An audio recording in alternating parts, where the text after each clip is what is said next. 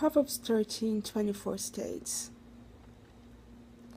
"He who spares the rod hates his son, but he who disciplines him carefully shows him love." This is a statement most parents use in justifying their actions for corporal punishment. But have we crossed the line between discipline and abuse? Any physical discipline that results in bruises and scars and pain is abuse. Yet most parents continue to use this practice as a form of disciplining their children, all in the name of, "My parents did it and I turned out okay." But are we really okay? Not because of tradition should we continue to perpetuate this kind of practice. We have choices. Our parents were wrong. There's a better way. There are better ways of disciplining our children.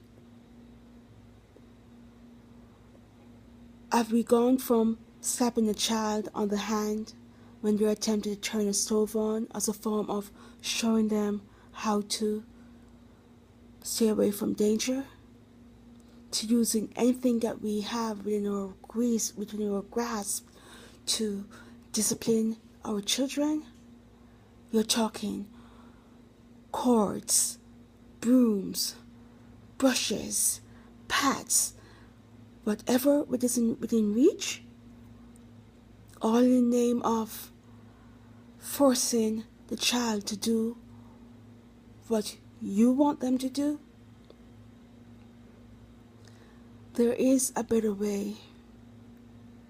It's not about teaching you or telling you how to raise your child, but it's giving you awareness that this kind of discipline has proven to be ineffective and is more abusive towards a child than we think.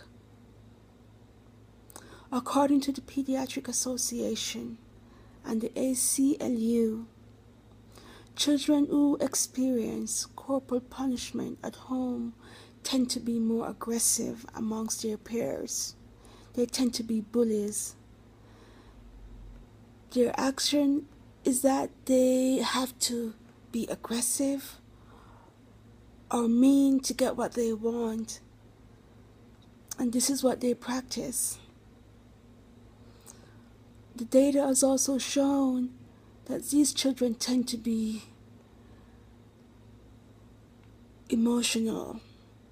They have so low self-esteem. They also tend to be depressing. These are as a result of having low self-esteem and the aggression that is passed on from the parent to the child in the form of discipline has caused these children to withdraw inward. But there are other things that we can do.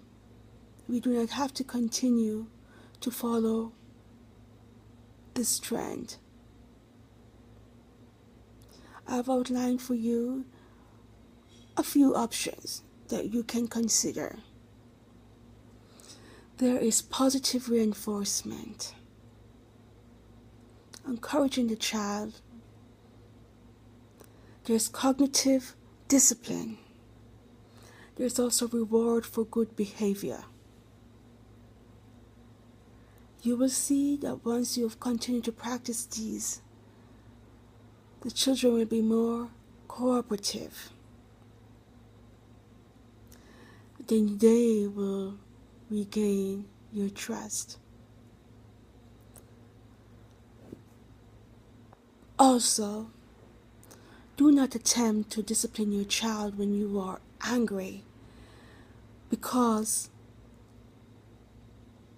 You're very close to losing self-control. You have no control if you're angry or mad in disciplining your child, and things can get out of hand. And you must be aware that society has changed now. Prosecutors are easily looking into this form of abuse and prosecuting parents because it's not reasonable. This is not reasonable behavior. If there's scars and bruises, broken limbs as a result of you disciplining your child, this is not reasonable in society, and you can be convicted of this. So, choose a different path in disciplining your child. Corporal punishment is not the answer.